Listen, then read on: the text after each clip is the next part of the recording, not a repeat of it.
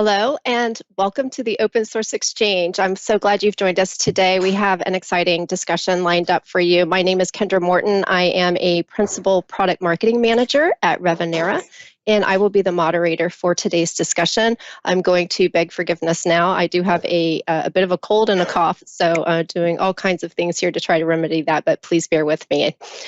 Before we get started, we do have a few things to cover.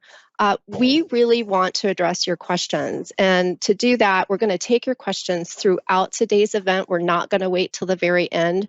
So as you think of a question, please type that into the chat, and we will monitor that, and we'll do our very best to get to that question throughout today's discussion. If you have technical issues, I believe there's a tech support button to the left on your screen. Feel free to click on that, and my colleague, Jacob Ward, will be sure to address your issue. You can also, if you'd like, type the issue that you're having into the chat, and our wonderful Open Source Exchange team will monitor the chat and help you out with that issue the best that they can. Some notes for a better experience using today's platform. Please use an up-to-date browser, preferably Google Chrome or Firefox. And you will also get a better experience if you disconnect from your VPN. If you experience issues, try refreshing your browser, or you can also open the event in incognito mode. But outside of that, any issues, like I said, please click on the tech support button or put something in the chat, and we'll be sure to try to get it addressed. We want to let all of you know that at the conclusion of our event, our panelists are going to hop on over to the Meet the Panelists section of today's event. You should see a button for that also on the left side of your screen. So hang out with us after the event, hop on over to Meet the Panelists. You can chat with the entire, with everyone that's on the panel today, or we can also try to set up one-on-one meetings if you would like to meet with one of them one-on-one. So please try to join us there after the event. So we also have some exciting news. We're going to do a $250 Amazon voucher giveaway today, but you're going to have to work for it just a little bit. So in a little bit, we're going to introduce our panelists, and they are going to provide a small little personal tidbit about themselves. Take note, because at the end of today's event, I'm going to provide a trivia question about what one of our panelists had to say. And again, that's for a $250 Amazon giveaway or Amazon voucher. So hang with us throughout the event and take some note when our panelists are introducing themselves. I'd like to get us warmed up. If you could please just let us know where you're joining from today. Put that into the chat and get us started. Give us a shout out. That would be appreciated. All right, so why are we here today? It's really all about taking a proactive approach to managing what lies ahead, especially as we're closing out this year and entering into another year. So what can you do better to prepare for the security and compliance of your software and the applications that you serve up to your customers? So looking forward certainly is some really good advice, but being proactive, and that's a key word for our event today, really means learning from past events, what's currently happening in the world of open source, and stopping and taking a beat to consider everything that's going on around us. That's especially true right now regarding open source and third-party component management. Times are changing, requirements are changing, and certainly the threats around us are changing as well. So in this second installment of the Open Source Exchange, our panel of experts will discuss why it's important to look left, to consider the current open source software landscape, and begin laying a proactive, there's that word again, a proactive foundation to deal with the inevitable changes, those inevitable changes around license governance and vulnerability management. So in today's panel, we're going to discuss 4 very important themes. The first theme, what's current in the regulatory movement around open source use? Number 2, organizational change to manage a maturing software supply chain. Number 3, the role of OpenChain governance. And the final topic for today's event, the need for ongoing enhanced software developer training. And with that, let's get our panel introduced. Andy, please get us started. You're on mute, Andy. Just knew that would happen. There you Thank go. you, That's Kendra. okay. Good afternoon. That's our world of virtual events, right? Absolutely. So yeah, Andy Knapp. I work for a company called Secure Code Warrior. I'm the regional director for Europe. Our mission in life is to help make coding a positive and engaging experience for developers, whilst also increasing their security skills, so that they can really become the kind of the front line in your security posture. And we try and do that by providing training education at the point, or as close to the point, or even before the point of creation or consumption in the development process. So giving people high value insights, information, and training in bite-sized increments as close to the point of creation and consumption as possible. I've got 15 years in open source and secure DevOps for the past 10 years. That's me in a nutshell. And interesting fact. Yeah, there you go. Yeah, so in another life, I have an alter ego who sings in a band. And on one occasion, we supported, for our sins, Bon Jovi at the Isle of Wight Music Festival. Oh, wow, very cool. Very cool. All right, Andreas.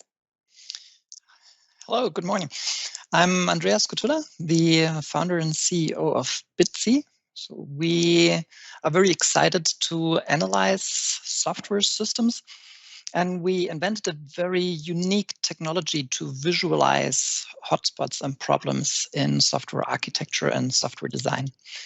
We run very comprehensive software analytics on open source, and many of the biggest corporations in Germany are our customers.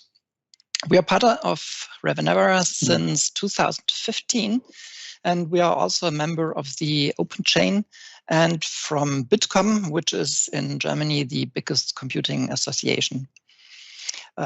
Besides that, I like to ballroom dance, and when I was young, I was also participating in many competitions. Fantastic, fantastic. All right, Steven.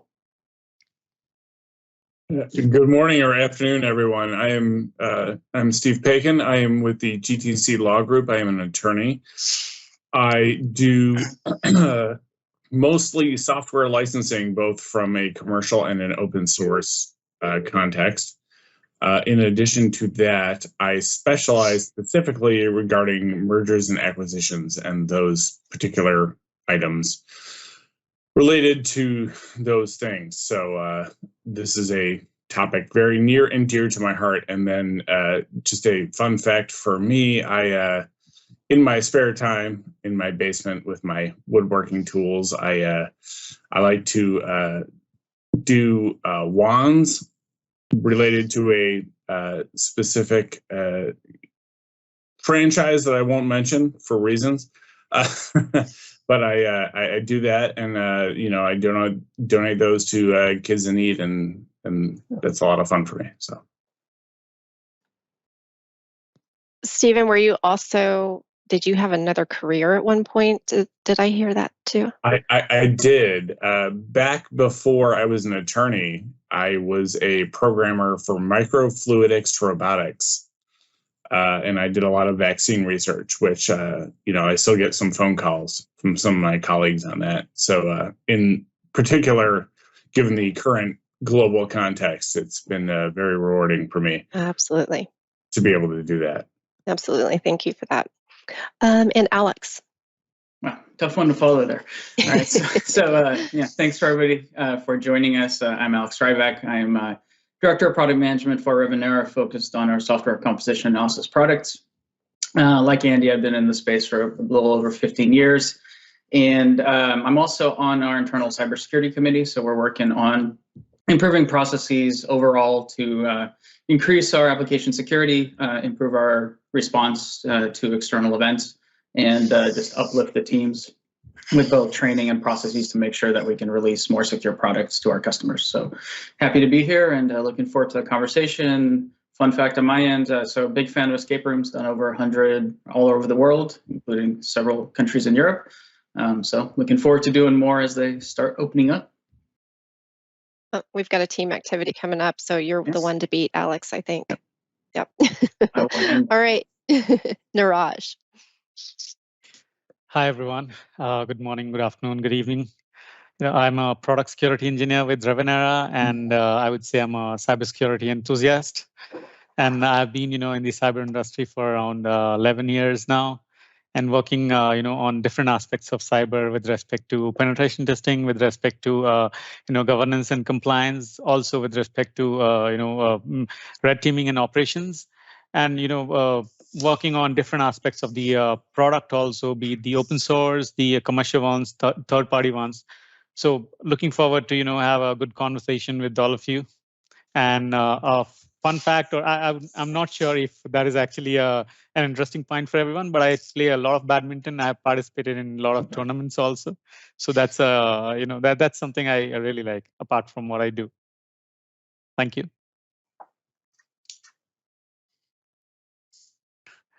I think you're on mute, Kendra. Sorry, so thank you. I said No that's an problem. Olympic sport, and I watch it every time we watch the Olympics. So fantastic. All right, thank you, gentlemen. All right, let's launch into why everyone's here. So our first theme today that we want to talk about is what's current in the regulatory movement around open source. And I'd like to ask Alex if you could to please get us started by getting us up to date on really what's happening with current regulatory news. Sure. So yes, the past couple of years been a lot of change. So like I said, I've been in the industry for about 15 years. There's probably been more change over the last 18 months than the previous 13 and a half years that I was in there. So a few things going on. So number one, prior to the executive order that was issued by the Biden administration, going back to a few years, various industry groups have all put out some sort of regulation to try to secure kind of their environment. You've got the Food and Drug Administration in the U.S. dealing with foods, drugs, and things folks consume.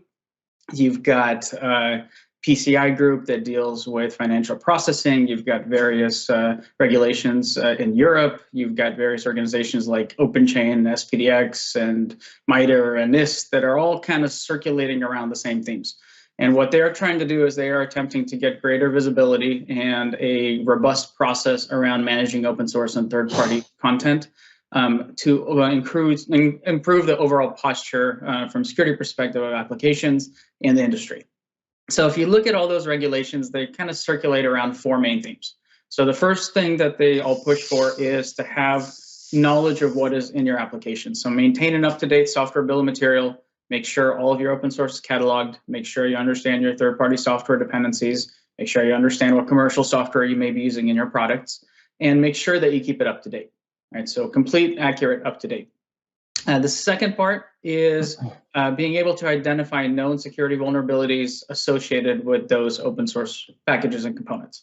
And there is a national vulnerability database that's kind of the de facto industry standard, but there's lots of other security data sources. So the more data points you have, the more you can correlate them, the better view you will have into your security vulnerabilities. And the third point, and probably the most important one, is monitor your bill of material for changes, both changes to the components you use, if you're upgrading or downgrading to different versions, if there's new vulnerabilities, if existing vulnerabilities have been rescored up or down, if there's any sort of remediation guidance that has been discovered after a vulnerability was disclosed, make sure you monitor. Things don't age well in the open source community, right? So you want to be up to date. You want to make sure that you have the most recent information. And then the fourth one is having a policy in place and a patching process so that you can both remediate and deliver the fixes to your customers or further down the supply chain. So all four of those are in some way discussed in the various industry regulations. Now, the big event that occurred earlier this year, back in May, was there was an executive order issued by the Biden administration on improving the nation's cybersecurity. And essentially, it mirrors a lot of the same themes of other regulations, but it puts kind of the weight of the US government behind the mandate. And this executive order is really targeted at the moment towards anyone dealing with the US government, military, defense, but it's already having kind of further reaches into lots of new regulations developing in Europe, lots of kind of regulations consolidating into similar bullet points. And this essentially has set up a blueprint for it. So we have the mandate based on the executive order. We have a process that has been defined by OpenChain.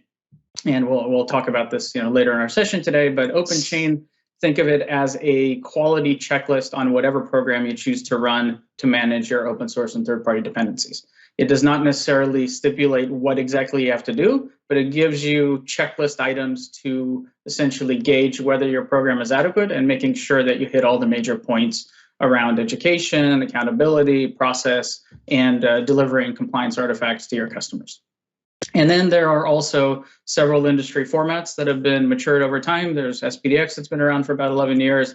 There's Cyclone DX, software IDs. So again, we'll talk about this a little bit later, but there's now kind of a mandate, there's a process, there's formats. So we now have the beginnings of a blueprint on how to go about complying with the mandate. Niraj, can you talk to us about more specifics that you might have from your perspective on that executive order, the kind of minimum requirements for an SBOM, and more transparency, right, when it comes to security processes? Yeah, Kendra. So when we're talking about any of the open source components, or basically Alex was talking about the executive order, which is passed by Biden's government. So the major point that they're talking about is establishing a baseline for any of the supply chain or any of the open source supply chain material that you have when you're dealing with the product development. Okay, so when it is actually about establishing a baseline, we are really talking about having a proper governance or process set up in place, for any of the supply chain related things that you have to have in place. From the governance perspective or from the baseline perspective, we need to have a proper structure set up for how we are really building the product using the open source components, because most of the products that we see, we have multiple open source components or modules being utilized, whether you go for any of the products, be it from major players in the market, be it Microsoft, Oracle, Adobe. There are a lot of open source components which are being utilized in their products. Okay, and there's a strong supply chain security or strong supply chain governance, which has to be in place. And the Biden's executive order, which has recently been passed, is strongly talking about it, that having a baseline security in place for any of the supply chain or open source component that you have for the products. Apart from that, they also talk about having a cyber safety board or a cyber safety review board. Okay, with this cyber safety review board basically talks about that what all things you have in place, how regularly or how frequently are you revising the bill of materials, which Alex was also talking about. Are you really maintaining the inventory that you have in place? And we also need to make sure that the inventory that we are using or the components that we are using is free from the vulnerabilities, or if not free from vulnerabilities, at least we know that what is the extent of impact that we might get hit if this particular vulnerability is going to be exploited. So those are some basic level of not really the basic level of check, I would say adequate level of checks that we must have as part as an organization when we are dealing with any kind of open source project, or when we are dealing with any kind of open source component in place. I mean, that's the overall change that I see, or the major takeaway point from the Biden's executive order as far as this open source component is, or the open source projects are concerned. Andreas, what about what's happening in EMEA as far as some of these regulations are concerned, and specifically maybe the automotive industry? Do you have any thoughts on that? Yeah, so there are some items I would like to mention. I will start with the Bitkom initiative. So in Bitkom, there is one working group which is especially focusing on open source and trying to spread best practices around the industry in Germany. And there has been a very interesting study recently, which will be published end of this November. And more than 1,000 companies were asked about how do they handle open source? How do they manage the components, or even do they use open source? And there was a very interesting outcome. So 71% of the companies said, yes, we are using open source. And 72% of the companies said, we do not have an open source strategy. So they do not really have processes and methods on how they manage all of that. And I think that is an alarming signal and is very dangerous. And that is also used to make the management of open source more important in companies. And companies realize they need to do something.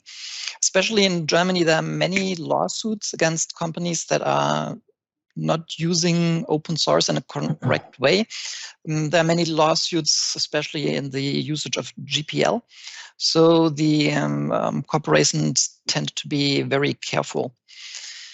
Regarding the executive order, most of the companies are closely watching on what is happening in the US and what the impact will be to the companies here. So if you look at the whole supply chain, it will take some time until the requirements will also be here and will be enforced on the companies delivering to the US or to the governments. One trend that I see here is that companies are thinking about how can they reuse and store results from the open source analysis that they have done.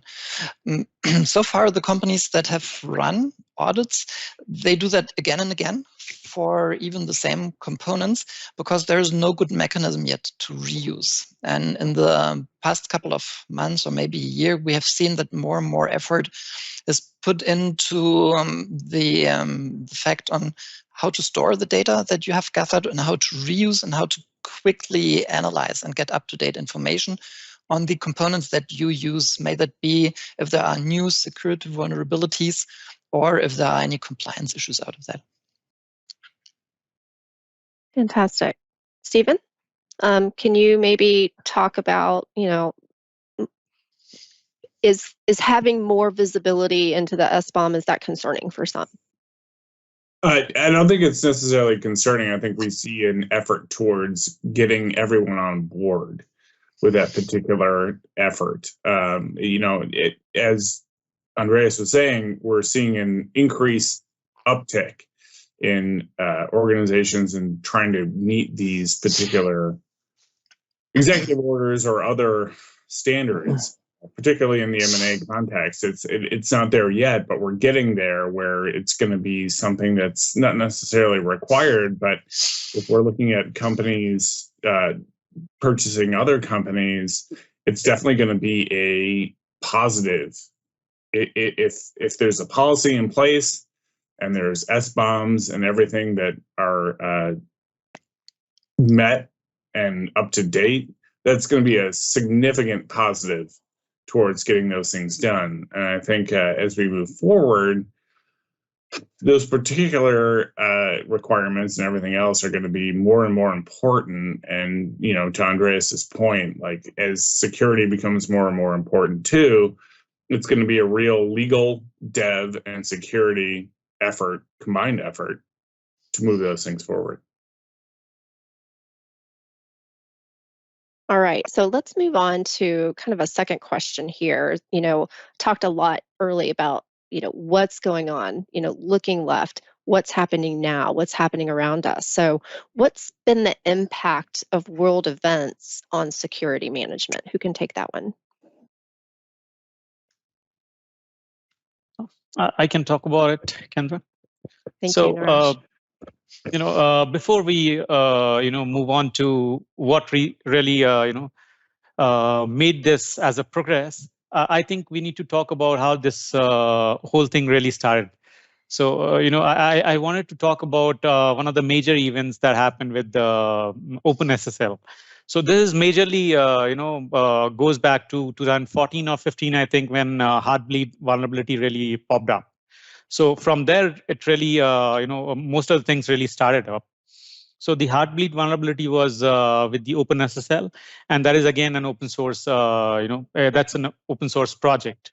And that vulnerability really, what it does is it really allowed somebody to have a specially crafted, piece of code which has to be sent to the server, and server really, captures some of the garbage information. But at times it would have some sensitive information like, cryptographic keys or some sensitive information. Okay, and those things could be extracted out of it. So from there, it actually started the open source components security, or the security for open source components. Okay, starting from there to the SolarWinds episode, which has happened, very recently. So people have really started up taking security very, very seriously, be it in different sectors, be it the healthcare sector, the manufacturing sector, the automotive sector, or there are different sectors. All of them are really taking the supply chain security, the open source security very seriously. And the major thing that we are seeing is shift left. Okay, so shift left is is the kind of concept that most of the people are coming up with. We are also, we were also talking about the executive order. So one of the another major thing that we need to look at from the executive order is, that executive order talks about having to move towards the zero trust architecture, or towards the zero trust security. So from those perspective, the first thing that everyone is looking at is to have governance in place, or to have security built in as a practice, as a culture within the development environment or within the product environment that they have.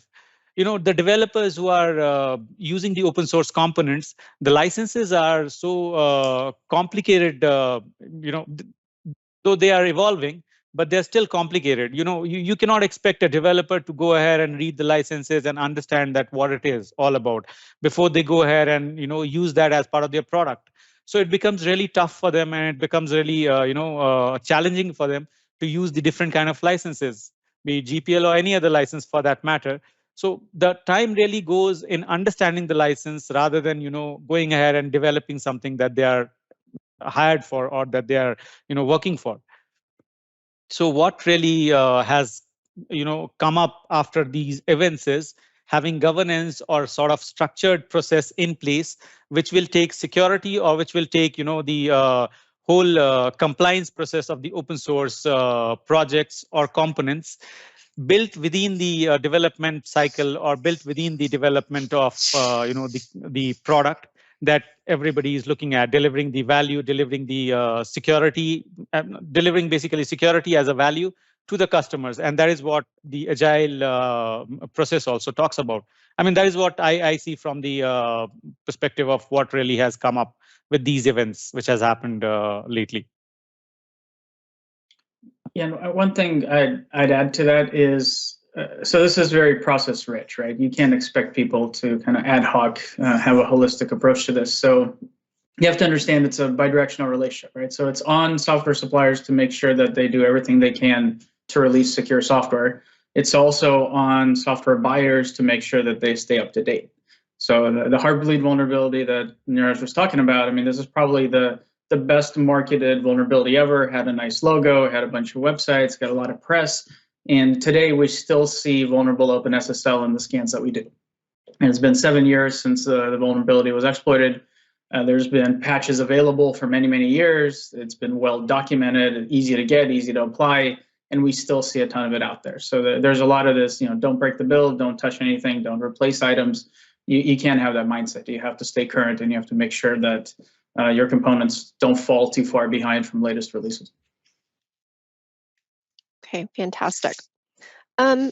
Let's talk about some far-reaching effects, kind of stretching beyond, the U.S. borders, especially from the cybersecurity executive order that was issued in the U.S. So, what are some of those far-reaching effects?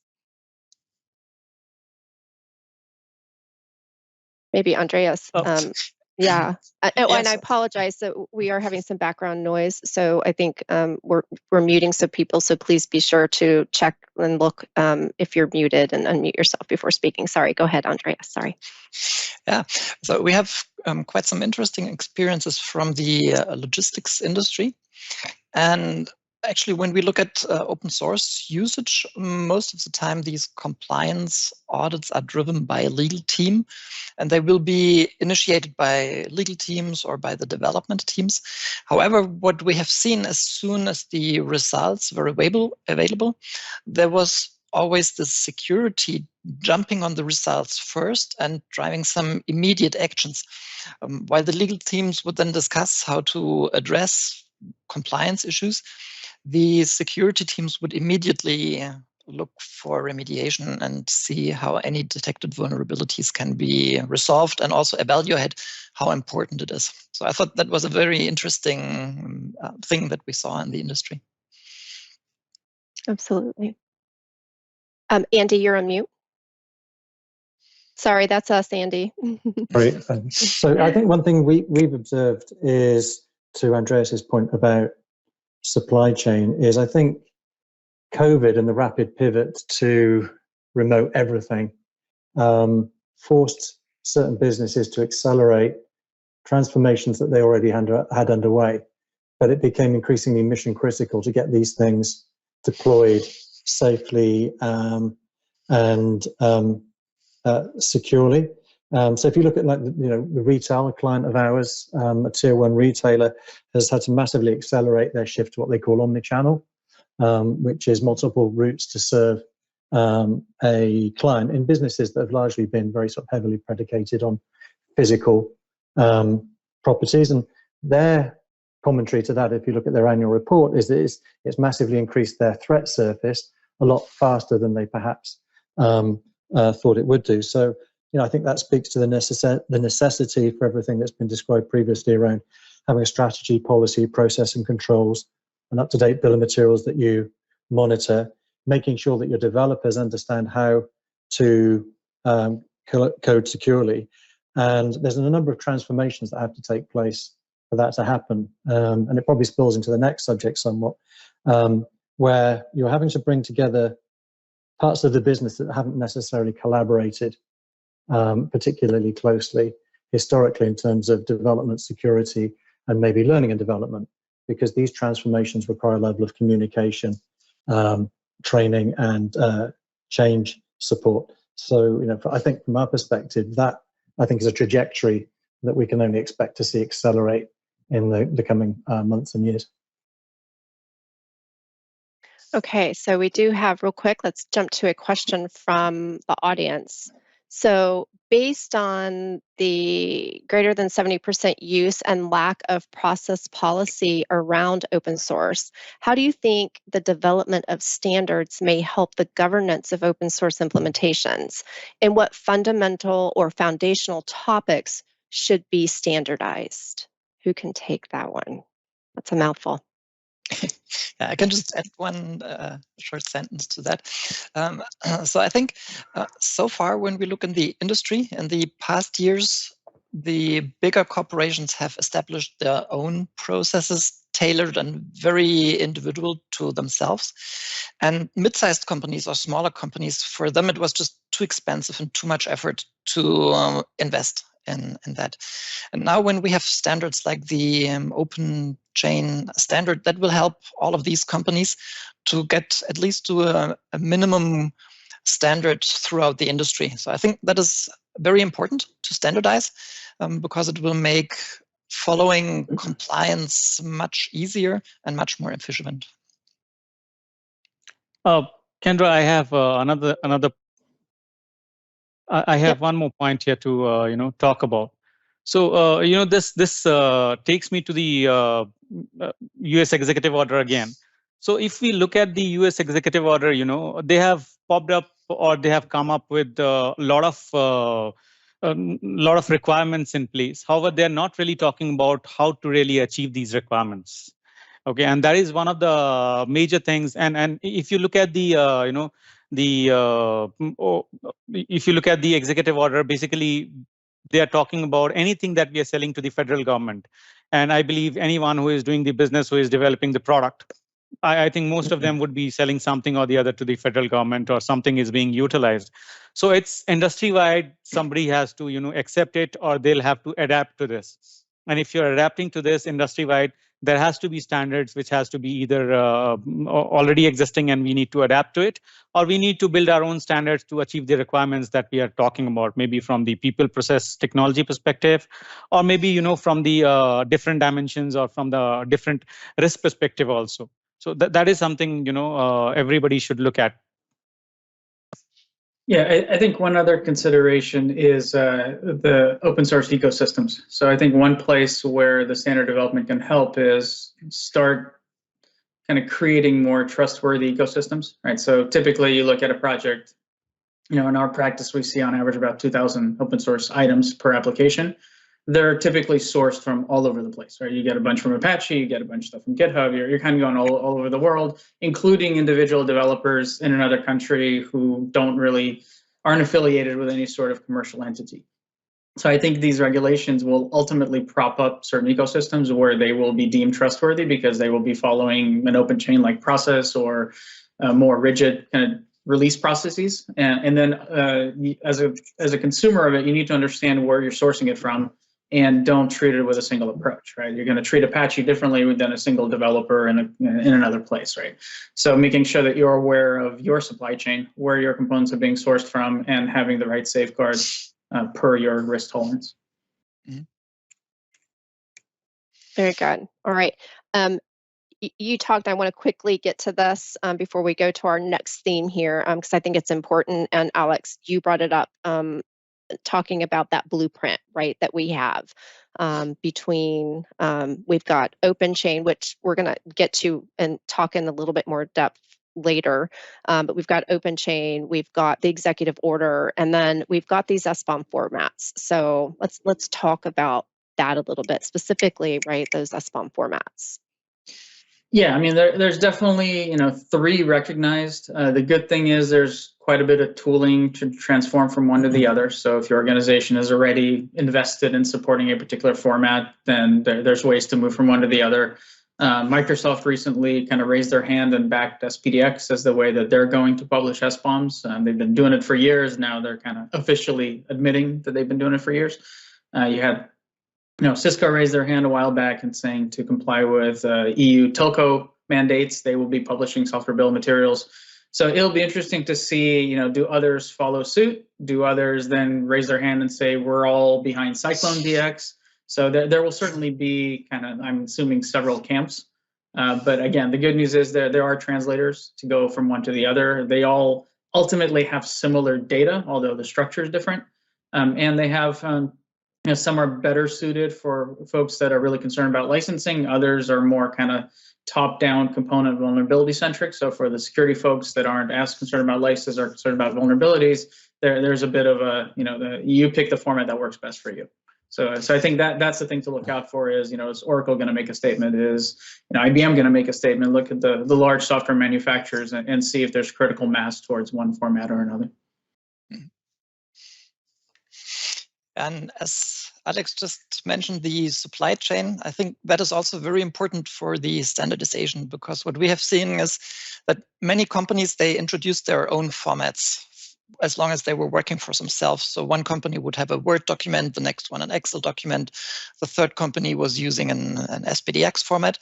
And now suddenly all these things need to be brought together. And that's incredibly difficult if you have all these different formats. So standardization is very important here, so that it's easy to exchange all the data and merge it at the end. Fantastic. All right. Great discussion. Let's move on to kind of our second topic here, organizational change to manage a maturing software supply chain. So the first question is, I said maturing software supply chain. So to our panelists, what is contributing to this maturity? Andreas, maybe you can start us off with talking about open source program offices. Yeah, so we have, some time ago, we have seen that only big companies had their own open source offices and set up the processes.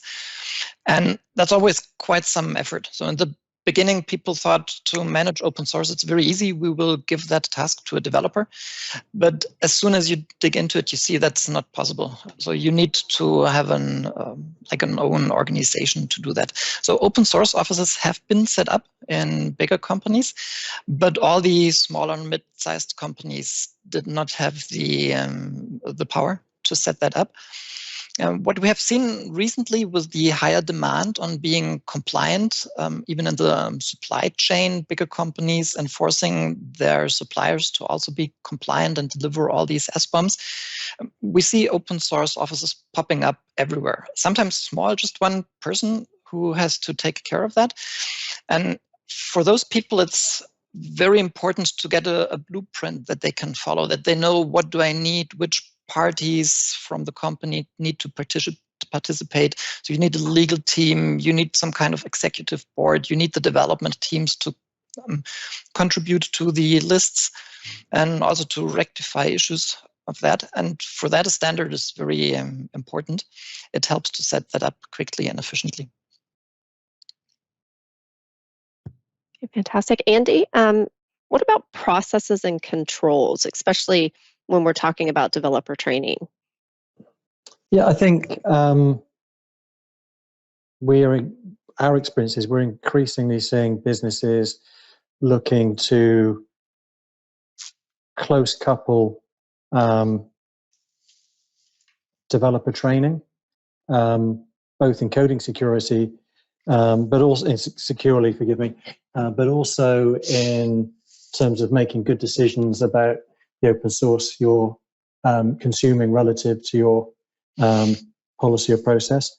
So, I think to my earlier point, we're seeing different constituencies inside our clients kind of reaching across the aisle to each other to try and work out, what's the most optimal way to instantiate those that high value data in a way that's easily consumed and used by a developer without having to make the context shift between, okay, now I'm coding, now I'm remediating, oh, now I have to go and get some training on something that the further in time you move away from the particular issue becomes more and more abstract and less relevant. So our experience, I think, generally is that one, having those processes and controls in place, and then in working out how you close couple and instantiate those high value insights, best practices, guidance around the secure use of and configuration of the open source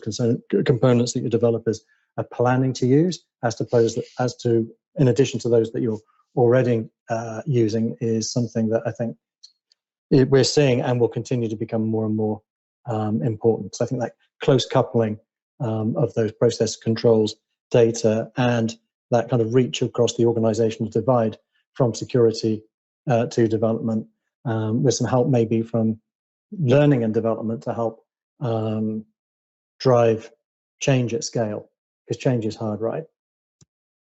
Absolutely.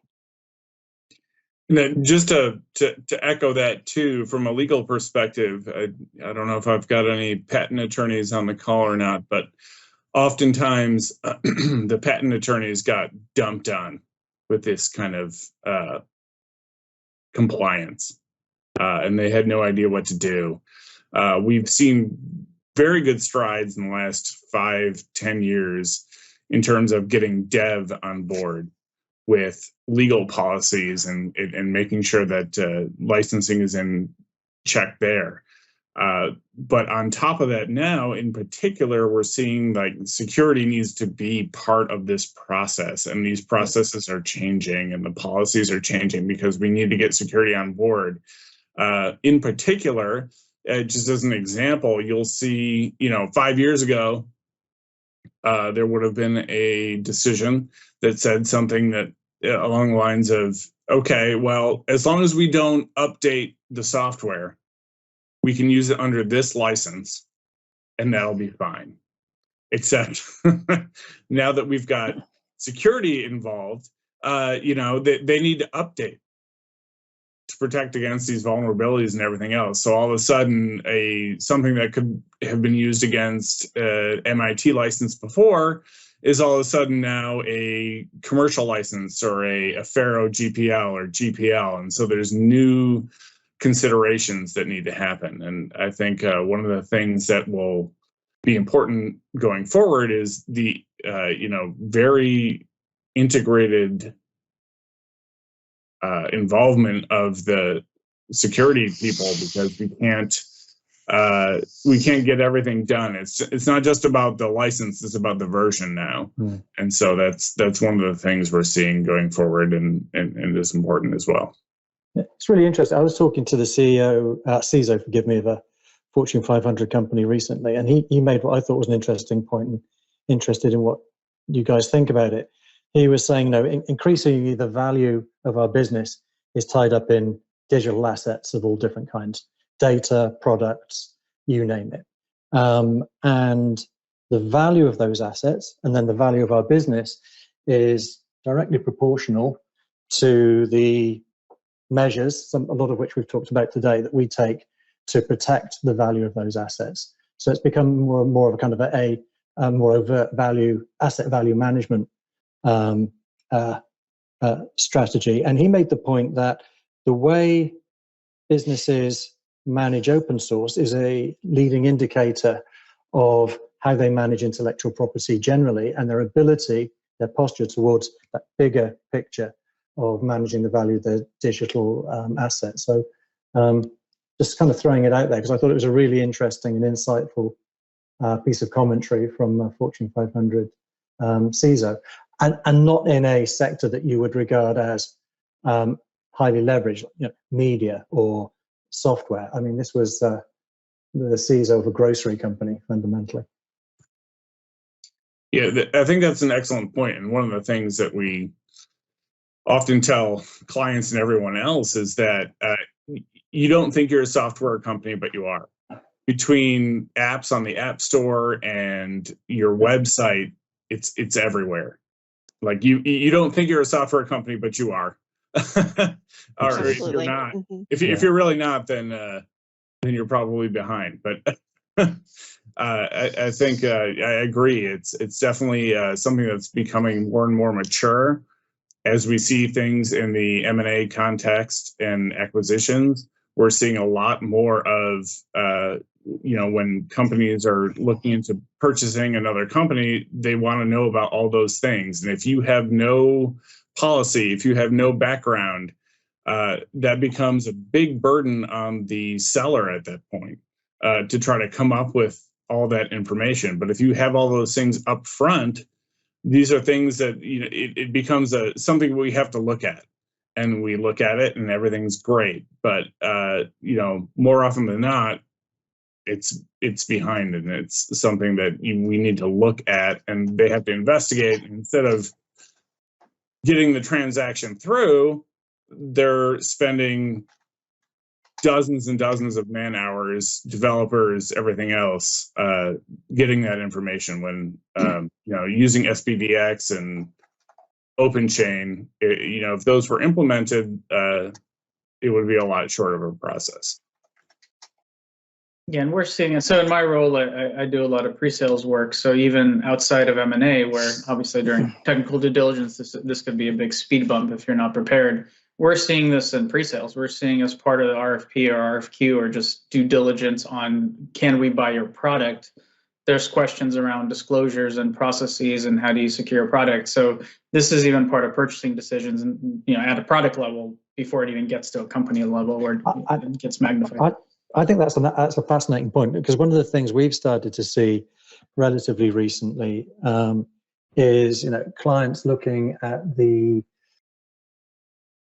seller's bill of materials, and looking at the intellectual property composition, the security composition, but also now wanting to do some kind of assessment of the development teams that have contributed the code that have taken you to that place, so that they can get ahead of any of those issues and start to think about post-acquisition convergence of both technology, tooling, processes, controls, and people, which I think is a relatively interesting and recent shift that we've started to see.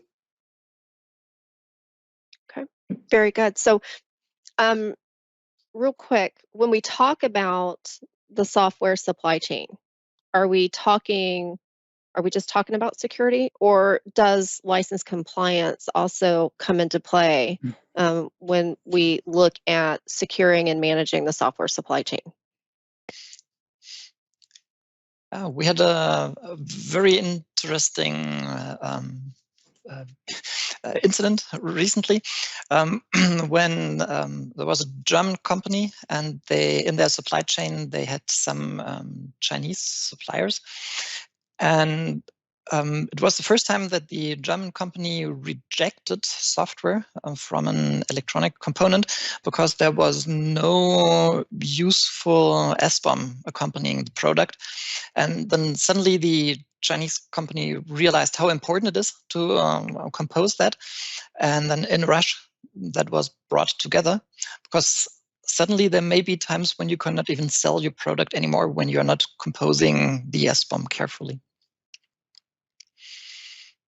Yeah, I think an important point is you're the one selling your product, right? Regardless of your supply chain kind of to the left of you and where you've ingested materials from, at the end of the day, you're the one selling it. It's your contract. So if you may trust your supply chain, you may do due diligence on your product, but at the end, any sort of compliance issue, any sort of vulnerability issue, you're the vendor. You're the one providing it, so you're on the hook.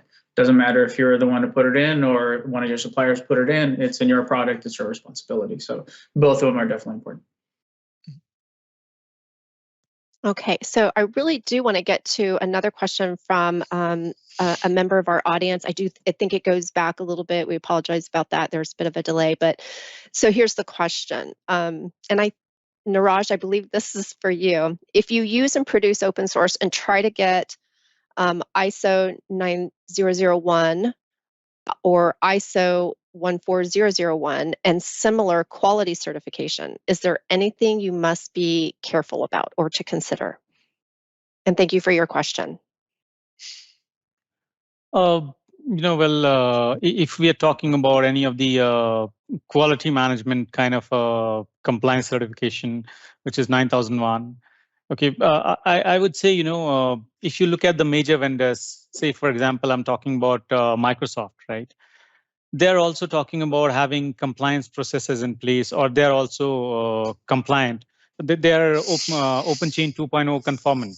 Okay, so they're already publishing these information out on their website. Okay, and they are one of the major players in the product in the product management or in the product supplier categories. And if you look at any of them, the processes that you want to follow are really very simple. They just need to be structured. It should be oriented from a people, process, and technology perspective. And we also need to put out this information for our customers, that how are we really compliant with the with the processes that we are really showcasing to the outside world. Say, for example, if we are purchasing a car, right? We do not go to the shop floor and check that how this car has actually been built, what quality assurance measures have really been taken care. We go to the showroom, we take the car, we see some of the major aspects. That's it. We come back and we enjoy having the vehicle with us. But we do not really go to the shop floor. That is how it is. So we need to have a structured process, and we need to have a structured compliance process in place.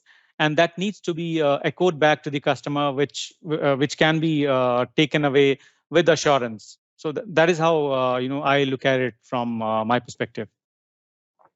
Yeah, so Niraj actually brings up a great point. What I was going to get to is, if you look at the universe of stakeholders that care about your bill of material, right? It used to be legal, security, maybe the engineering VP, because they're the ones who are going to get the call.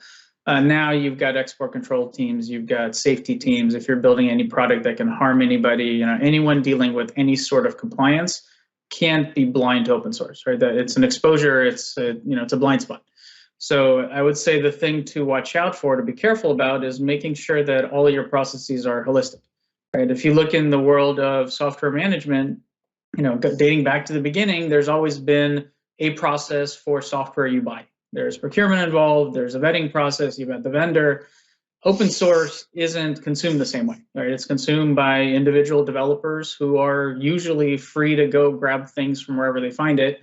Some organizations lock that down and try to consolidate on a few locations, but in most cases, it's kind of the Wild West, right? You go grab it from wherever you want. So consumption of it skirts a lot of the existing compliance processes that companies already have. So I would say the thing to look out for is just to make sure it's consistent, make sure it's broad enough, right? Make sure you're doing static analysis, make sure you're doing dynamic scanning, make sure you're doing SCA, make sure you're doing adequate training, because you can't expect people to know this stuff, right? It's not typically taught as part of any computer science programs. So it's really on industry to make sure that their developers are educated, that they understand they're accountable for these processes, and that this is not a reactive thing you do towards the end when you release products or when a customer calls and they find an issue. If that happens, you need to go back and say, hey, here's our process, here's what we do. We'll refine it ongoing, but we do this proactively, and we do our kind of a reasonable effort to make sure that we do it right. So, very good. All right, and OpenChain was mentioned a couple of times in that answer, and so that's a good transition to kind of our third topic today, the role of OpenChain conformance. So first, I think it's important that we define the OpenChain project and what it means to be OpenChain conformant. And Andreas, I think you're probably the best person to lead us into that discussion. Sure, I can go ahead. So the OpenChain standard is meant to define the key requirements that you need to have a high quality open source management program. And like until recently, everybody came up with something. And now the best practices have all been put together, and it's easy for everybody to just follow that. And that helps companies to, or enables companies to copy the best practices that have been established in the market. And it's quite easy to become OpenChain compliant. There are several tracks that you can use. The easiest one is a self-certification. So OpenChain has a list of questions in different eras, and you can just check mark them and say, yeah, I'm following this, I'm following that. And then maybe you find some areas where you need to put in some work, but that is a very good guideline to how you can get started to get compliant. And then, of course, you can also get a third-party certification. So somebody else is looking at your processes and then will say, like give you a sticker and say, yeah, you are compliant to that processes that we have. So that's the basically two different ways how you can get compliant. One, do it yourself, or third one, get an external certification. But it's very easy to start, and everything is available on the internet for free. Good. What is then the ultimate goal? You get a sticker. That's great. What's the ultimate goal, and why is it so important? I guess I'll start. So, I mean, I'm going back to Niraj's point about buying a car, right? You don't challenge BMW's manufacturing process. They have a sticker, they have certifications. You trust that they've road tested the vehicle, that they took the proper safeguards. It's kind of the same thing, right? If you have self-certified, doesn't mean you're done. It's a continuous process. You can get better at every yes answer, right? So OpenChain certification is very much kind of a binary process, but it's, everything is kind of a yes, but should improve over time. And so to me, the ultimate goal is transparency and trust. And the way you do it is you have continuous improvement and continuous process. None of these activities should be ad hoc or arbitrary or reactive. It just needs to be part of your culture of how you build products. And we've talked a lot about security today. So what's happening when we talk about OpenChain? Is security part of being OpenChain conformant? Yeah, sorry, I wanted to talk about one point. Alex was talking about. It got reminded me of. So there's one saying in the security world called as security by obscurity. Okay, so you really cannot have something which is really hidden, and you can say that since it is hidden, somebody cannot go and hack it. Okay, so when you're really going ahead and building the trust with your customer, and you're telling your customer that see, this is what we are really following, be it the OpenChain or any other standard for that matter. If you're publishing that, you're telling the customers, you're really building trust in them, and you're not really hiding something that what is it that we are really having in the background, which is helping us achieve this, achieving this quality of the product that we're having. I mean, that is one point I wanted to make here, that security by obscurity is something we should not really do. Rather, we should tell the customers to have the trust that this is what we follow as a standard, as a practice. If I've understood it correctly, OpenChain recently released a kind of addendum to the standard that specifically speaks to security fundamentals.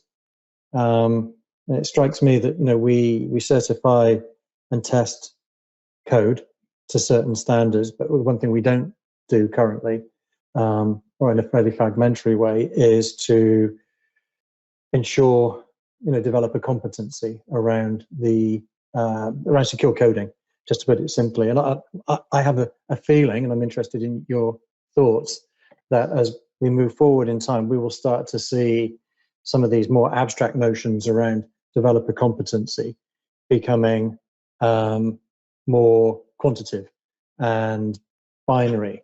So we'll start to see a role for developer certification of level of competency relative to your ability to pass an audit. Now, we already see it in things like PCI. It says you've got to have a bill of materials, you've got to do everything we talked about, and you have to have evidence that you've trained your developers around this group of OWASP vulnerabilities at least annually. But I think over time we're going to see a step change where we actually, we move from kind of the macro to the micro, which is really the individual developer doing their thing within a more prescribed set of parameters. Not a popular thought, I know, but I was interested in what you thought.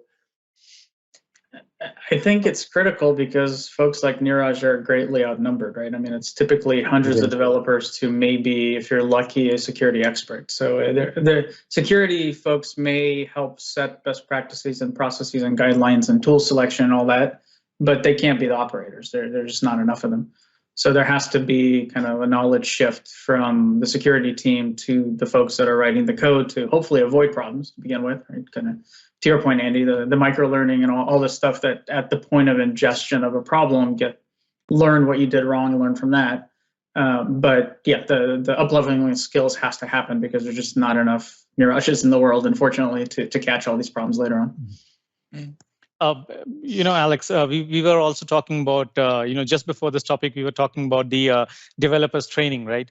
So train the trainer approach really helps in this, this kind of scenario wherein we are talking about the addendum, which is talking about securing the code or having a, secure code process in place. So if we are talking about a developer, train the trainer approach would really help the developer to come up with, the kind of requirements that the different standards might have. And they can understand that what are those standards which we need to adhere to. It may be OWASP standard, or it may be any standard for that matter, to code safely or to code securely going forward in the build cycle or whenever they're coding for the product. And just from a legal perspective too, I just wanted to say, like, the training and everything is we're 100% on board. The number of times I've seen clients or companies, they set down these policies from up on high, but then no one follows it. And then there's a code scan or something else, and it says, despite the fact that there is, just as an example, no GPL code, like you can't distribute that. And then you do the code scan, and there's 20 different components that are distributed under the GPL. So like that, again, the training perspective, and to Neeraj's point, it's uber important. And from a legal perspective, we're happy to help and do everything we can. But that's, I think, one of the bigger hurdles going forward is we've got to get everyone on board. And there have been great strides, I think, as of the last year or two. But I think that's one of the things that we're focused on as well. Yeah, and I guess one other thing I'll throw out there is, I'm I, in fact, am working on up-leveling our open source training internally at our company. And the one big challenge is, if you're a developer, you got all sorts of training mandates thrown your way. You got to do the anti-harassment training and the diversity training and the technical training and the continuing education.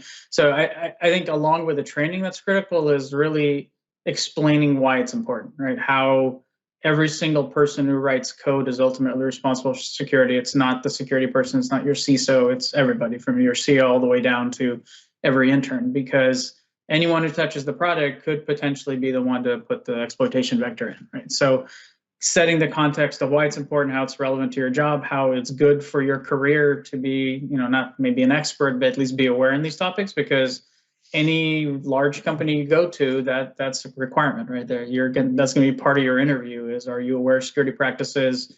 Have you been trained? Are you qualified? Because it's a risk if you don't know these things and you're hired to write code. Yeah, and Kendra, so maybe just coming back to your question about the OpenChain and the security. So in the first step, the OpenChain standard was mainly about compliance and the trust that needs to be established between companies when they all follow a common standard. And now, as Andy mentioned, the second step was to introduce a standard for security, and a first draft has just been put together. That's focusing on known security vulnerabilities. So it's the first step to get into there, and that will now expand based on the community feedback, and everybody can add on how the security should be managed within these standards. Okay, fantastic. And real quick before, and we started to talk a lot about training, and that is the last theme for us, our last discussion point today topic. But before we do that too, I'm really interested, Steven, when we talk about OpenChain, being OpenChain conformant, are you hearing that in legal circles? Does that come up in discussions perhaps with clients? It's coming up. It's definitely a trend. Mostly because no one wants to spend a lot of time or money developing a whole new process or standard on their own. Now, different companies have different risk factors, and that can inform whether or not they're going to go with something like a standard or like OpenChain, or whether or not they might develop their own internal policy to based on their risk. Going forward, I think we're going to see more and more on that. It's not really breached the M&A context in my experience yet, but I think it's coming. If not soon, then very soon. Mostly because no one wants to spend all sorts of time and money doing this in an M&A context, right?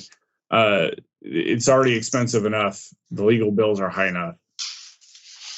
If we can get these kind of things implemented, and if companies are already compliant, that's going to be a big plus factor. If you're looking on, like even licensing your product out, let alone selling the company generally. I think that's the future, is going to be this kind of standardization, so that we can get those things settled, and it more of a regular process rather than every deal, every licensing transaction having to be this whole new thing that quite frankly is not very cost effective. Yep. Perhaps an early prediction. We're going to talk about those later, obviously, before we close out, but an early prediction from Steven. So this theme of the need for enhanced software developer training has come up several times in this discussion. But let's talk historically, and I think we kind of touched on this as well. Has Alex, I know, and I have spent a great deal of time talking about developer training, and perhaps the lack of resources and education that's not available out there. So what's been the practice of ongoing developer education within, like, maybe corporations or at the university level? We find that it's pretty sometimes non-existent. Shall I Yeah, go ahead, Yeah. Andy. Yeah, I mean, if I look around the territories that I'm familiar with, and there are a couple of exceptions, I think, in Germany, and Andreas will correct me if I'm wrong. There are lots of educational faculties that train developers in coding, and but there are relatively few, if any, that I've encountered that train developers in how to code securely. And by code, I don't just necessarily mean writing code.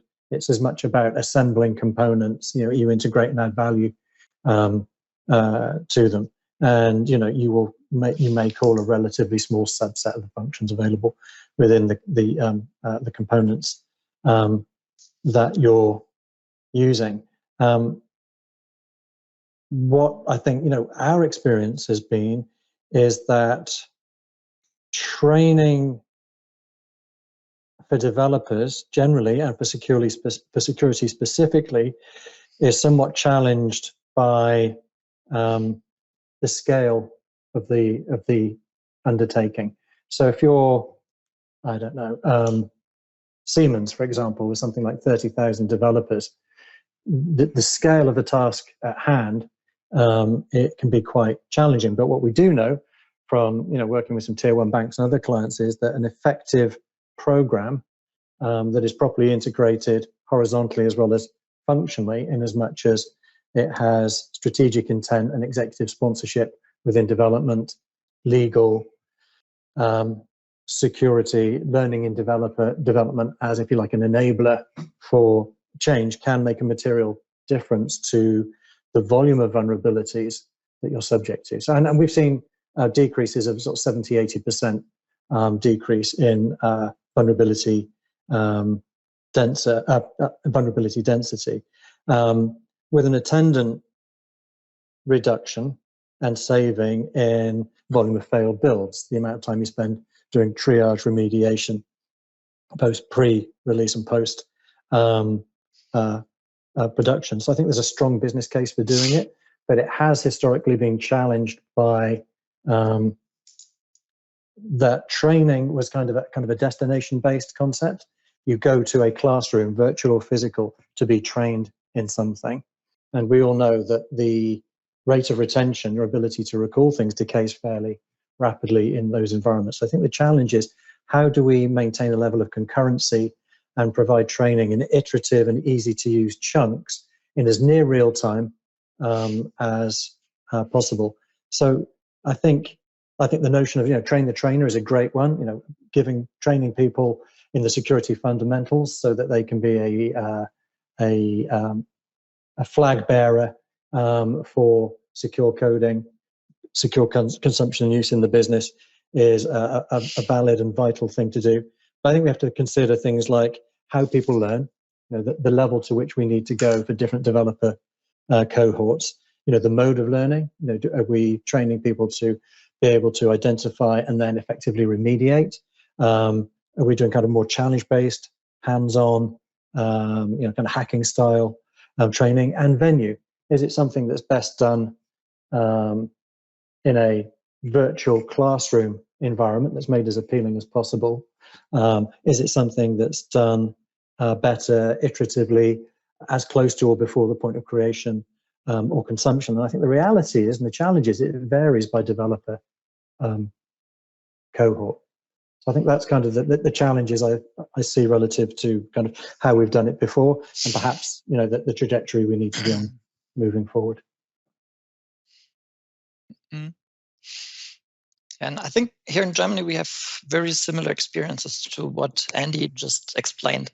So when you look at the students coming out of a new university, they are very well trained on coding and on software architecture and on the algorithms. But when we look on the use of open source, on compliance and security, there is very little or no knowledge at all. And so we ran several trainings within companies. So companies invest in doing the trainings by themselves. And all the developers we have there, they are very excited when they hear about the licenses, compliance, what you need to look at, and also the security issues that they have.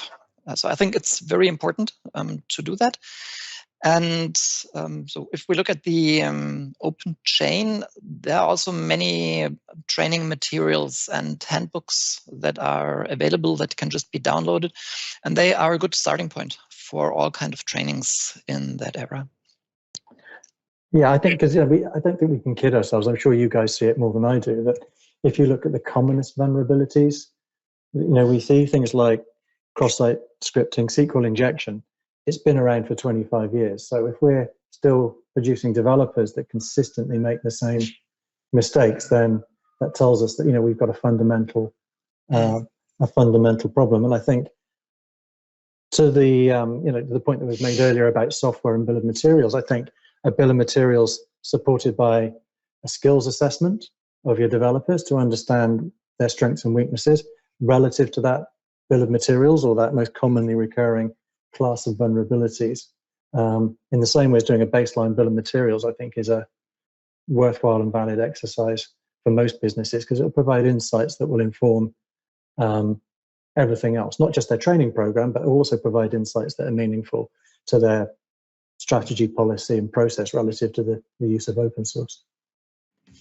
And I was just going to mention very quickly, in our experience, oftentimes it's both. We want a training aspect, and you want some sort of tooling or software that might limit licensing or something like that. And when we have just the tooling or just the training, that seems to be less effective. But both seem to be kind of the sweet point for us in our experience anyway, in terms of trying to get everything together and have a successful SBOM and everything else, in terms of, when we look at it from a legalist perspective and whether or not things need to be changed.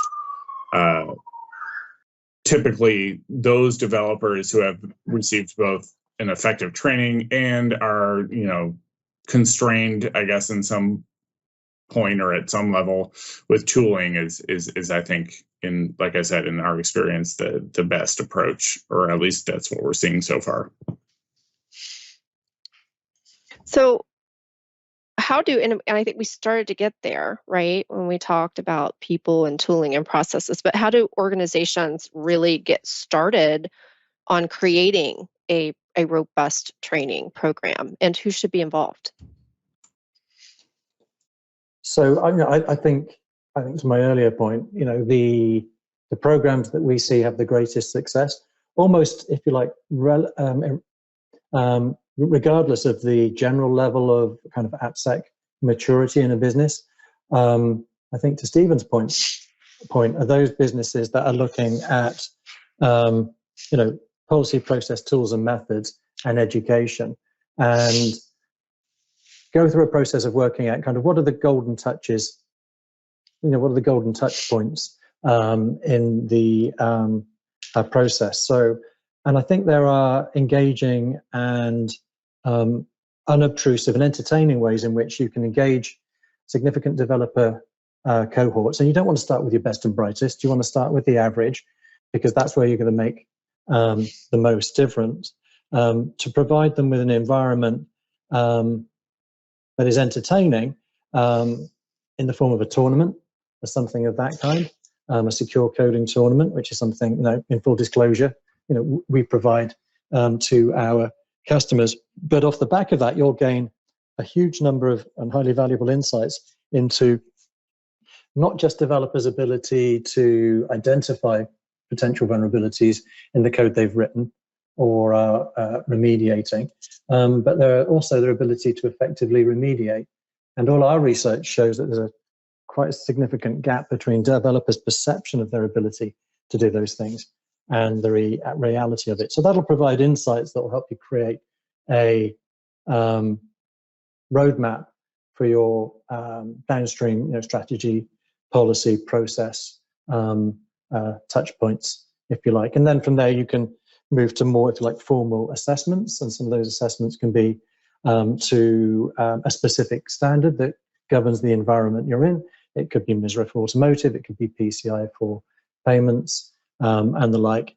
And you start to move towards a point where you're able to provide tangible evidence for, if you like, your compliance requirements relative to some of these standards. But more importantly, creating learning paths. Back to my point about, the kind of the level of training. How complex does it need to be for this developer cohort? The mode of training and the venue, so that you can then start to level up your developers. And if you can do that as close to real time, so I'm working on a vulnerability, I think to Alex's point around best practices, see some advice and guidance on best practices, information that's going to help me avoid making that mistake again, but in as close to real time as possible, so you don't have that context shifting for developers. I think it makes a far more palatable experience, and if you like, a less traumatic change, because you're gradually peeling back kind of the layers of the onion with sort of a learning lab, different learning levels and different venues for education that are going to be most appropriate to the different cohorts of developers in your organization, the code streams they're working on, their intended use, and relative levels of sensitivity about those different code streams. So is that really kind of the beginning of a discussion about, providing developer training at the time of need, Andy? Absolutely, yeah, absolutely. Sorry, I thought I was monopolizing the conversation. So That's I thought all right. That's all right. It's an important discussion. It's all good. It's come up several times right throughout this all of our themes and our topics today. Yeah, I mean, I hold to the theory that with your developers, very much like you do with your software, whether it's part of a financial event relative to mergers and acquisitions, or whether it's a part of your strategy for generally leveling up your AppSec security capabilities relative to the skills of your developers, it absolutely relies on having all the constituent parts there. You can't do one of these things on its own. But I think, at its most basic, much as you do with a bill of materials, I think you want to go through a similar process of baselining, a knowledge scan, if you want, to establish, what are my developers' levels of competency relative to the specific challenges that I'm facing. So I will typically know from the types of solutions that Alex and the team provide what my most commonly recurring vulnerabilities are relative to a subset of most commonly used components, for argument's sake. And then you can start to look at the findings relative to developers' abilities to code securely around that subset of the bill of materials. And you can start to knock off these high impact, most commonly recurring vulnerabilities. But it's not run and done. Much in the same way you continue to monitor your bill of materials, you have to have an ongoing iterative process of, if you like, monitoring developer competency, so we can course correct in response to what we're finding in our software bill of materials. Hopefully that makes sense. Yeah, I think when you look at training, you want to try to not boil the ocean, right? And to Andy's point, when you're trying to train 30,000 developers, they're not all going to learn the same way. They're not all going to be able to retain all the content. So the things I would look at least kind of the way we approach things is, what's going on in the industry. So like if you're talking about security, what's on the OWASP top 10, right? It's kind of an annual list that they put out that basically says, here's the top 10 categories or security issues that we see across the market. Well, this year, to Andy's point, injection finally fell out of the top spot. It's been many years since it's been up there. Hallelujah. Yeah, it's finally down to number 3. And by the way, number 4 is a new category called insecure design. So, what I look into this is, well, how many people are involved with design in your product? Probably not the entire team.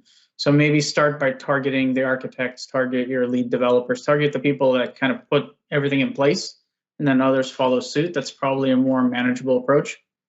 The other big kind of thing I would focus on is well, this is the broader market, but your product may behave differently. Your company's product, may not work the same way as others. So your top 10 may be very different. Right? Use this as a starting point, but maybe number 8 on the OWASP list is number 1 for you. So figure out your top 2 or 3 or 5, or just depending on how much time and budget and people you have, and try to fix the most egregious issues, and then refactor your list, right, and refresh it. Don't try to go and knock out every single security vulnerability in your product. You're never going to get there, and while you're doing it, others will creep up. So it's got to be manageable, it's got to be targeted, and it's got to be relevant to what exposes your customers to vulnerabilities. I wanted to add one point to what Andy made. I mean, that's an interesting point. So Andy was talking about entertainment. When we are talking about developers, they're not really, inherently oriented towards security. And when you're completely going for a different skill set, it becomes very important to have 2 things in place. First is the entertainment. What entertainment or what actually interests you in something that you're learning. Okay, the second thing is the motive. Okay, that what is the motive that you're looking at when you're learning something new?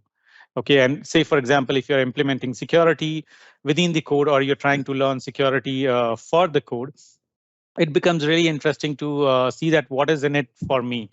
Okay, so arranging, good events like Andy was talking about, we can have events like hackathons, we can have events like capture the flags. Those are some of the events that, the developers might find it very interesting also at times, and they might have rewards. And that is another, different people might have different kind of motives for learning something, so those are some of the things that we should consider while we are, really focusing on the developers training, or when we are really going for something that we are trying to build within the people who are not really focusing on those things as a default. Yeah, I absolutely agree. I think if we can use those types of events to develop some understandings, not just about developers or groups of developers' strengths or weaknesses, but their preferences and learning styles, then we can start to curate learning paths that are going to be appropriate to them. And as I explained it very badly earlier, but the idea of, what are the golden touches in your process, not just in your SDLC, but you're bringing it up a level in terms of your learning and development processes. And, a lot of what we do in software development is very quantitative. It's very binary. It is or isn't this, it is or isn't that, it passes or it fails. Whereas I think as you move into that realm of better equipping people to do the thing you want to do better, it's less and less and less binary. And even once you've worked that out, you typically have that distribution of kind of early adopters, fast followers, and skeptics, if you like. And just working out how you curate those learning paths to be as effective as possible relies on, I think, insights that pertain solely to the code aren't going to give you. You're really looking for sort of more sort of behavioral nuances, so you can start to work out what works best, and then really power your process and instantiate those learning moments into those processes clearly as early as you can through the process. So the industry talks a lot about shift left. Our fundamental proposition is start left. What is it we can do to get ahead of some of these things, so that people don't make the mistakes in the first place? Okay. But yeah, I absolutely agree with you. Yep, very good points. I'm so sorry. I'm going to have to interrupt. It's a great discussion, and perhaps something we can maybe pick back up in a future open source exchange. But I want to give everyone our time. We are close to the end of time. So thank you to our panelists. Obviously, great discussion. Okay, so for our $250 Amazon voucher giveaway, so let's get to our trivia question here. I think as well you may be seeing the question and the choices on your screen. Earlier, each of our panelists did introduce themselves and gave that interesting little tidbit about each of them. So the question for you is, what did Steven Pagan do before going into law? It is kind of multiple choice here. If you want to type your answer into the chat, all you have to type is A, B, C, or D. So A, he was a professional musician. B, he worked in secondary education. C, he was a botanist. And D, he programmed microfluidics robotics for vaccine research. Okay, and I think you're seeing that on your screen. If I get a chance, I'll repeat that. But real quick conclusion, let's quickly go around. I'm sorry, we have great discussion and it took us all the way to the end of our time today. But real quick, let's go around the table and maybe provide a quick prediction or trend that our audience should really be looking out for in the near future or coming up in 2022. And once again, we're going to start with Andy. I see our industry relative to what we do around developer education as being on a really steep trajectory, and what was perhaps kind of considered as a cost of doing business or a lowest cost to comply type of activity, I think will become increasingly recognized as a driver of real value. And we're going to see developer education become more and more closely coupled to the process itself. I think that'll become table stakes over the next 12 months. Fantastic. Andreas? So there are 3 items I would like to mention what we see in the near future. The first one is that more and more companies will be looking much deeper into their open source compliance and do much more analysis, because there's a pressure from the supply chain, and the ISO standard from OpenChain is a good start for that. I think we need much more automation in the open source compliance management, because all these software systems are getting so big, you cannot do that manually anymore. And the third item I see is that we will introduce more and more reuse. So some kind of big database or repository where there is reliable open source information that can quickly be reused by other teams. Fantastic. Steven? Yeah, 2 things I think just very quickly. I think we're going to see maybe not required standards. So SPDX, OpenChain. It may not be required for your transaction. It may not be required for your licensing. But I think we're going to see a trend towards that being a very positive thing to have. So it could differentiate you from competitors in the marketplace. If you're OpenChain compliant or you have an SPDX SBOM or something like that, I think that's going to help. And then just 2, I wanted to mention briefly, I saw recently, examination of the code for a company resulting in an actual score of their developers and how competent they were for security and other reasons. So I think, as we move into this AI machine learning landscape going forward, I think there's going to be a very interesting value, in particular for training. If your code is reflective of your ability of your developers to be secure and to conform to other standards, I think that's going to be a great thing to have going forward. Fantastic. Alex?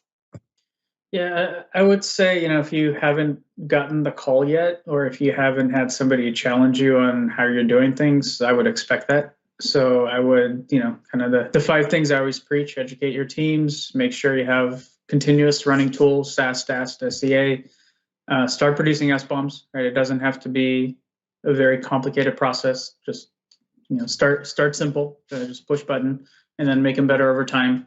Work towards OpenChain certification, and then kind of keep up with what's going on in the market. NIST has a really good website with a timeline around executive order. There's a couple major milestones, one that just passed and one coming up in February, where there's going to be some more specific guidelines with kind of the end of the first year cycle in mid-May of next year. So just keep up with that and understand the industry you work in, what your customers demand of you, and what your customers' demand of them, because it'll trickle down to you. Fantastic. And Niraj?